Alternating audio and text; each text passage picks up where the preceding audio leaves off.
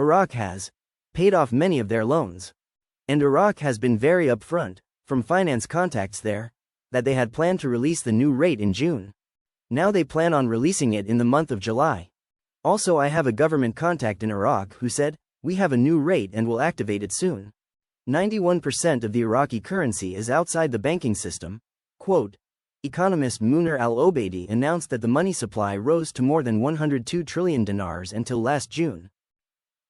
The float will bring the IQD to the real effective exchange rate and then it will be capped. IMO 1.32 is still not enough. Why? Because the parallel market is extinct. IMO 76 cents does not suffice. I think when they say, whose operations are constantly expanding in favor of dealing at the fixed official exchange rate, is an argument suggesting that instead of being a floating currency, they're leaning towards a fixed official exchange rate for some time. The dollar has gained over the dong 4.31% since the beginning of 2024. Vietnam targeting Q3 GDP growth of 6.5% 7%, inflation below 4.5% PM says. And this is just the third quarter. They are obliterating the US, this is big, and they are under pressure to raise their exchange rate. Extremely lucrative, fun and professionally rewarding opportunity for the right person. Be part of something special in the ballooning forex, health and travel industries. Income potential, $25,000 to $250,000 plus. Earn as much as you like, no caps. Flexible hours. Sales and entrepreneurial experience a plus, passion and great attitude a must. During the float, how much time will pass between each float as the amount increases? We're looking at anywhere from 3 to 6 months. But if they are generous, we may be looking from 6 months to a year.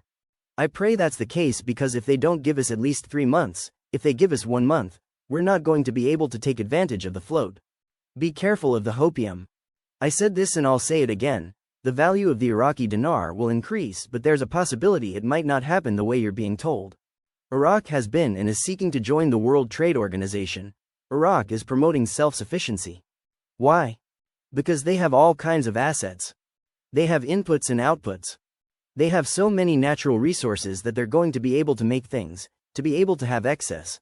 There's a working party on accession of Iraq into the WTO on the 18th of July.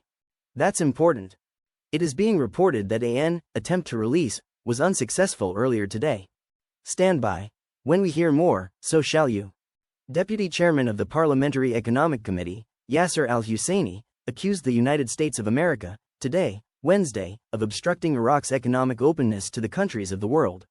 Al-Husseini said in an interview with Al-Maluma agency that the United States of America stands against Iraq's economic openness to the countries of the world, indicating that America has contributed greatly to preventing the arrival of international companies to Iraq.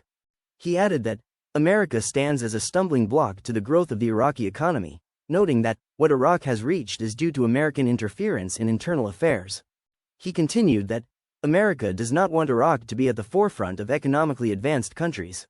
Former MP Ghalib Mohammed considered, on Wednesday, the federal court's decision to allow all licensed banks in Kurdistan to participate in localizing the salaries of the region's employees as a courtesy to the Kurdistan regional government.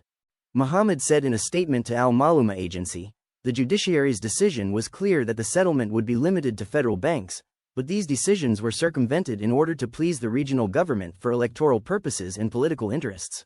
He added, the Kurdish employee does not trust the private banks affiliated with the regional government or influential figures, noting that all the private banks in the region belong to the two ruling families.